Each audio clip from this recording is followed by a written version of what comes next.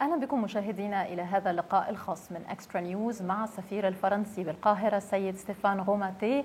Monsieur l'ambassadeur, bonjour et merci bien de nous accueillir ici aujourd'hui. Merci, vous êtes les bienvenus. On commence bien sûr par la lutte contre le coronavirus. Bien sûr, les ramifications de cette crise sont bien connues aujourd'hui pour tout le monde, au niveau politique, économique, social. Mais lorsqu'il s'agit de la coopération entre la France et l'Égypte en ce qui concerne la fabrication du vaccin, quelles sont les dimensions de cette coopération? Quel est le rôle que la cité pharmaceutique inaugurée ici en Égypte récemment peut jouer? D'abord, et il faut s'en réjouir, nous commençons à voir le bout du tunnel, grâce en particulier aux stratégies vaccinales qui sont mises en œuvre dans la plupart des pays du monde, en France et en Égypte.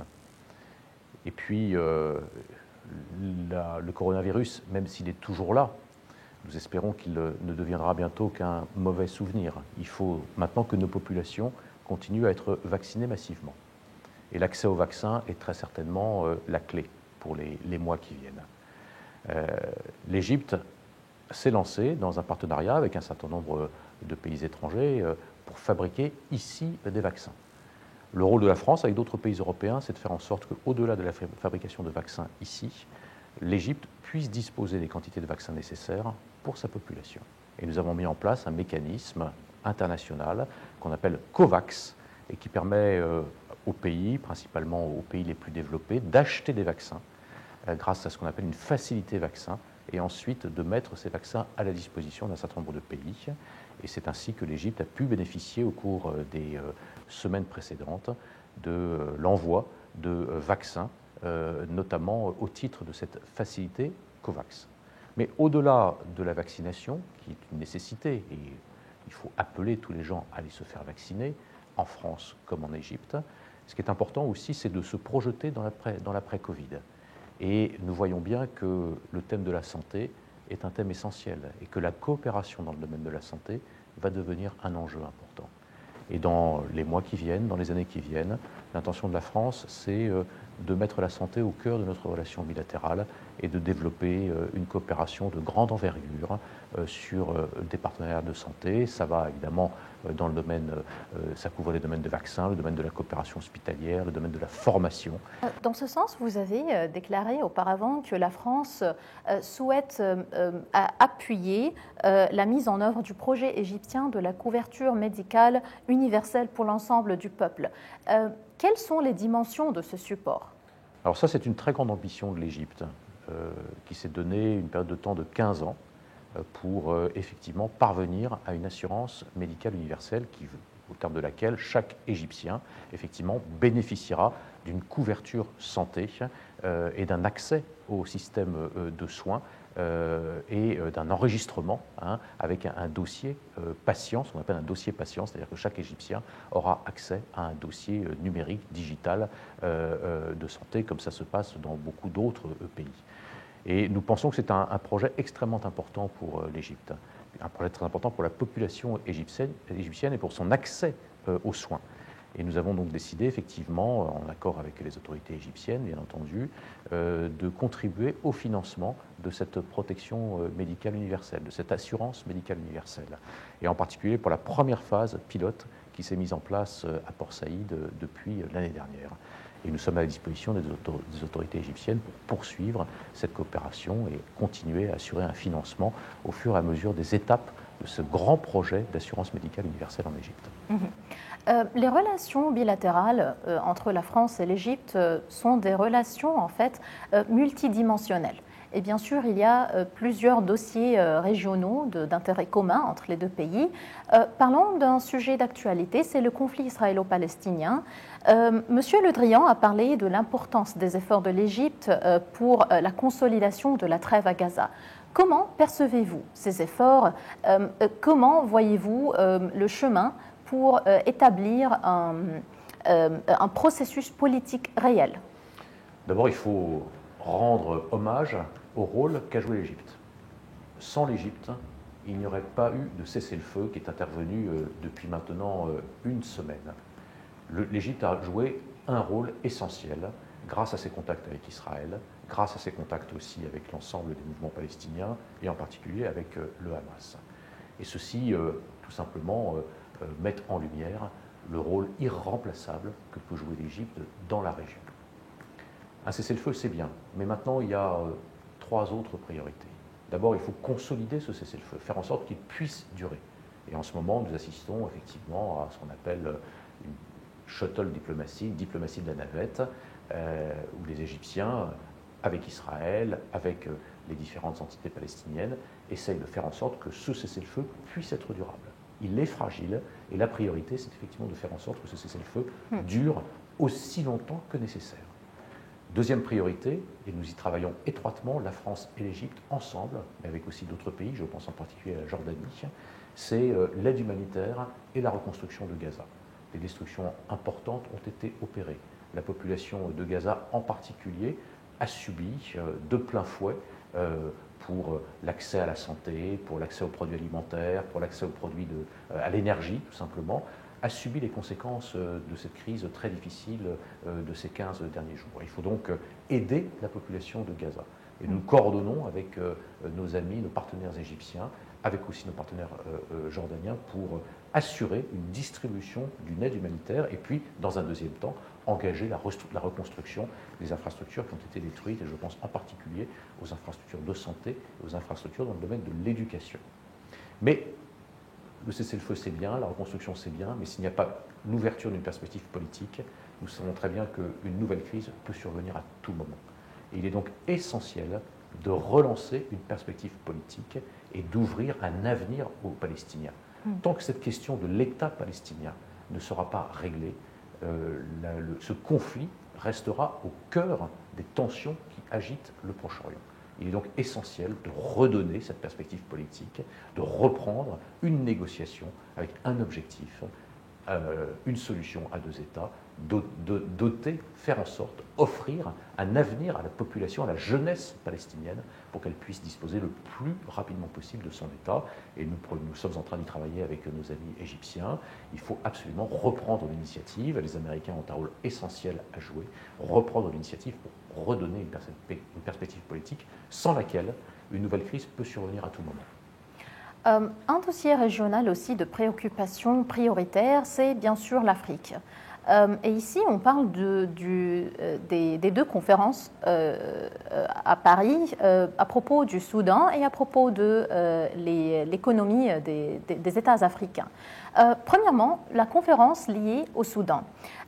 Comment la présence du président Sisi côte à côte avec le président Macron a-t-elle joué un rôle dans le succès de cette conférence ? Effectivement, le président Sisi était à Paris le 17 et le 18 mai pour ces deux exercices que vous évoquez, NJ, à la fois la conférence pour, en quelque sorte, donner un appui à la transition soudanaise, et puis une conférence aussi pour réfléchir à la relance des économies africaines, en particulier ces économies d'Afrique qui sont très affectées par la crise du Covid. Sur le premier point, sur la question du Soudan, effectivement, il faut à la fois soutenir cette transition politique. Après 30 années de régime islamiste et de régime de Béchir au Soudan. Il faut reconstruire politiquement le Soudan. Et puis, il faut surtout aussi reconstruire l'économie du Soudan, qui est étranglée par une dette massive. Et nous avons pris un certain nombre d'initiatives lors de cette conférence à Paris, en termes d'abandon de la dette, de restructuration de la dette, de concours financiers pour le Soudan, car sans le développement économique, la transition politique restera fragile. Et cette conférence n'aurait pas pu se tenir, évidemment, sans l'implication de l'Égypte. Et la présence du président Sisi a été un des éléments qui a expliqué effectivement les résultats de cette conférence. Il y a cette relation très particulière, très proche, cette grande proximité qui existe entre l'Égypte et le Soudan. Et évidemment, la présence du président Sisi à Paris a été un élément essentiel pour le succès de cette conférence. Et en ce qui concerne les États africains de façon générale, l'intérêt, disons, sans précédent de l'Égypte envers le continent africain, surtout lors de la présidence de l'Égypte de l'Union africaine, comment a-t-elle influencé la coopération avec la France dans ces dossiers ?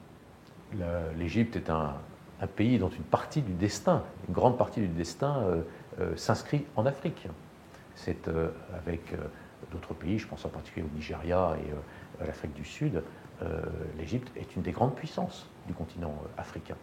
Et donc le destin de l'Afrique ne peut pas se construire, ne peut pas se penser sans l'Égypte.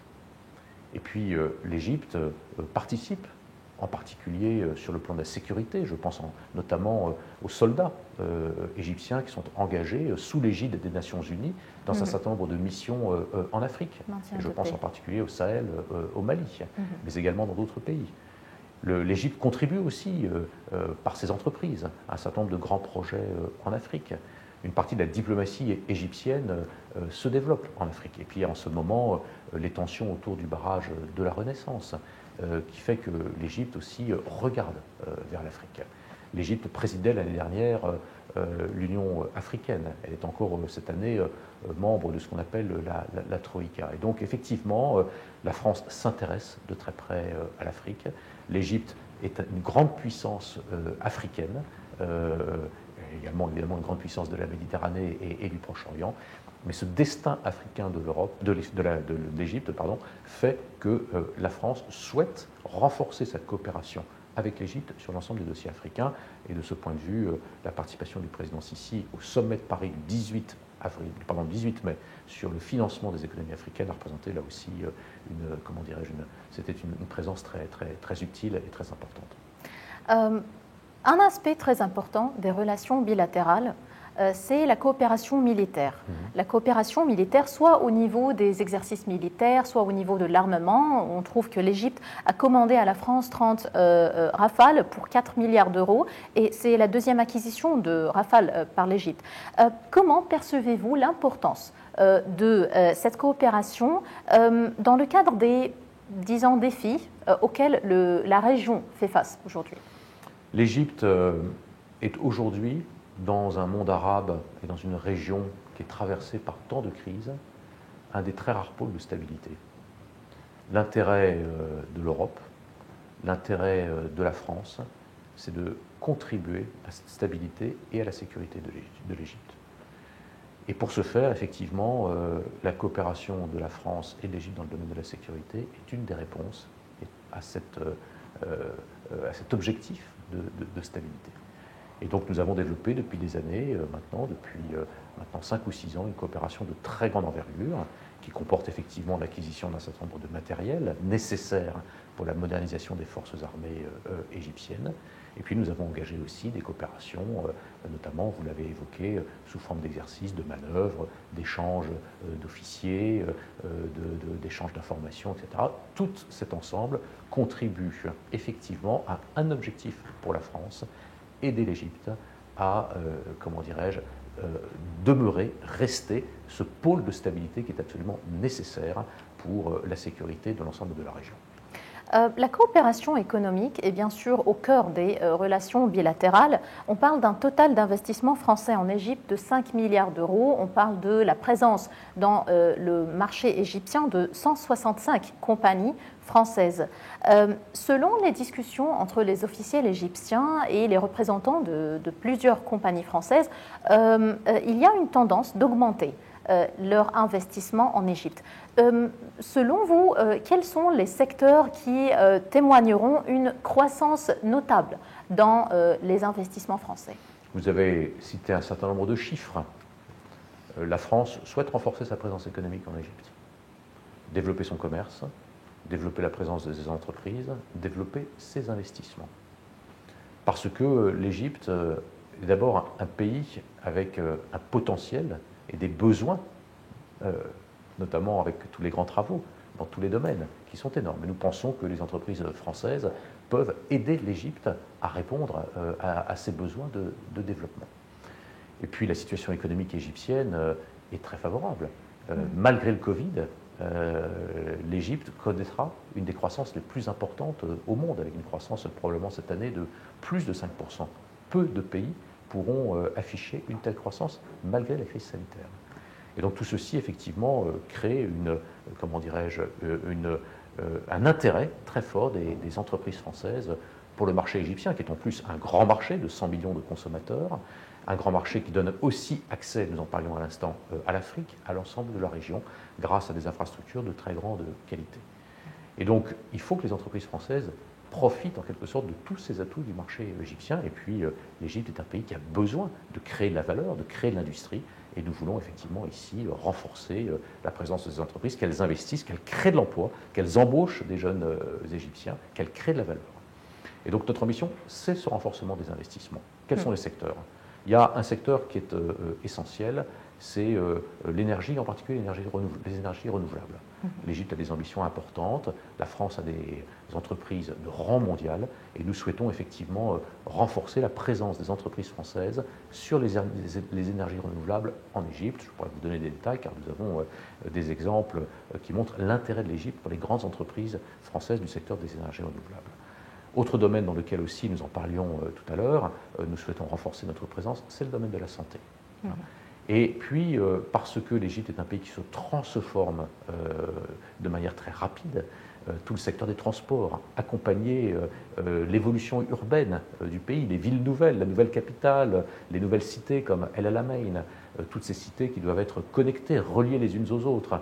Et évidemment, les entreprises françaises du transport, qui sont parmi les plus grandes entreprises au monde dans ce secteur-là, souhaitent effectivement investir dans ces projets. Je pense en particulier au projet du métro du Caire, je pense aux connexions avec la nouvelle capitale. Il y a en ce moment un certain nombre de projets qui sont discutés entre les autorités françaises et les autorités égyptiennes. Vous avez cité particulièrement le secteur de l'énergie.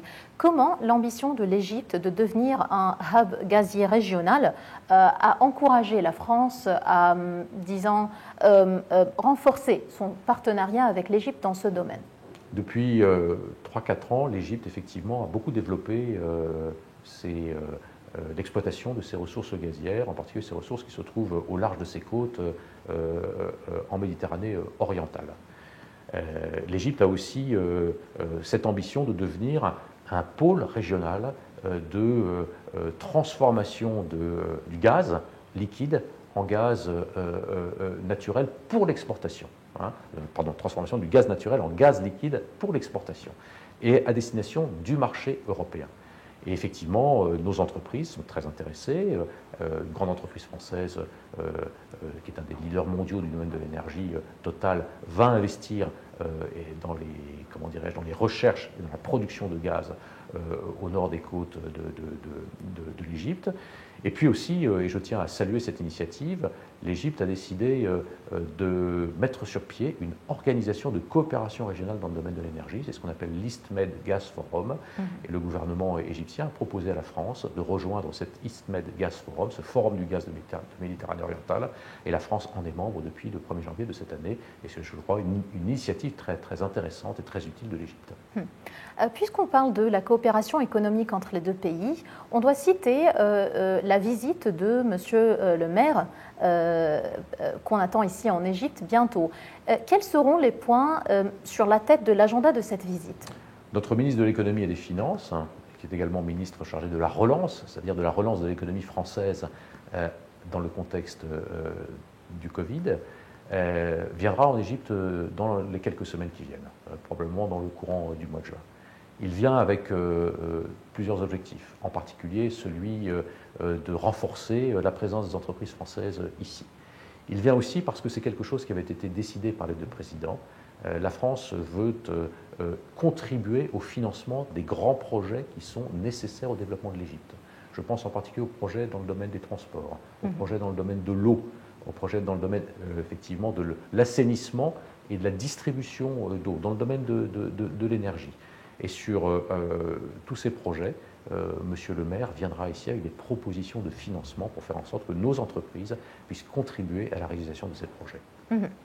Un aspect culturel, un peu, de la coopération bilatérale, c'est la Startup Competition, l'initiative adoptée par l'ambassade de France pour encourager l'innovation en Égypte. Quel est le rôle de cette initiative dans le renforcement des liens culturels et des liens de façon générale dans ce domaine entre les deux pays? Nous constatons, et c'est une évolution très, très, très favorable, très positive, qu'il y a ce qu'on appelle un écosystème, c'est-à-dire tout un environnement d'entreprises, de jeunes entrepreneurs, de jeunes start-up qui se développent de manière extrêmement rapide en Égypte. Et l'Égypte est en train de devenir un pays d'innovation, en particulier dans le domaine de l'économie digitale. Et depuis que je suis en Égypte, depuis ces dernières années, j'ai constaté la rapidité des projets et du développement de tout ce système de start-up et de développement de l'économie digitale. La France veut évidemment établir des liens avec cette nouvelle génération d'entrepreneurs et nous avons fait justement du renforcement de la coopération entre la France et l'Égypte dans le domaine de l'économie digitale une de nos priorités. Ce concours que vous évoquez, le concours de start-up, y a contribué. Et nous voulons aussi, et c'est très important pour la France, je crois que c'est important aussi pour l'Égypte, développer nos relations dans le domaine de l'intelligence artificielle. C'est le nouvel horizon technologique des années qui viennent. Et dans le domaine en particulier de l'intelligence artificielle appliquée à la santé, dans le domaine de l'éducation où les potentialités sont immenses, dans le domaine de la cybersécurité où nos entreprises doivent se protéger, la coopération entre la France et l'Égypte dans le domaine de l'intelligence artificielle peut apporter beaucoup dans ces secteurs que je viens de citer. C'est une priorité aussi que nous avons mise au cœur de notre relation. Puisqu'on vit dans le contexte de Covid, bien sûr, la situation créée par le Covid a affecté d'une façon ou d'une autre les relations bilatérales. Comment est-ce que cette situation a affecté les projets communs entre les deux pays, le rythme des relations bilatérales?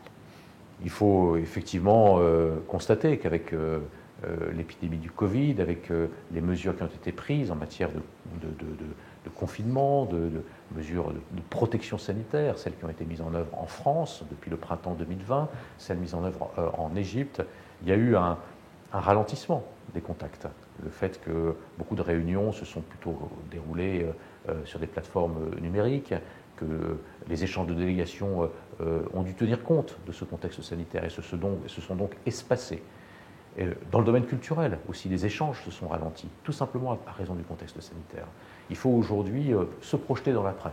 Et puis, pour les prochains mois, une fois que, espérons-le, nous aurons pu vaincre le Covid, mettre fin à cette pandémie, alors il faut effectivement reprendre et même, comment dirais-je, réinvestir encore davantage dans cette relation. C'est notamment le cas dans le domaine culturel, qui est peut-être le domaine qui a le plus souffert de cette distanciation des contacts du fait de la crise sanitaire.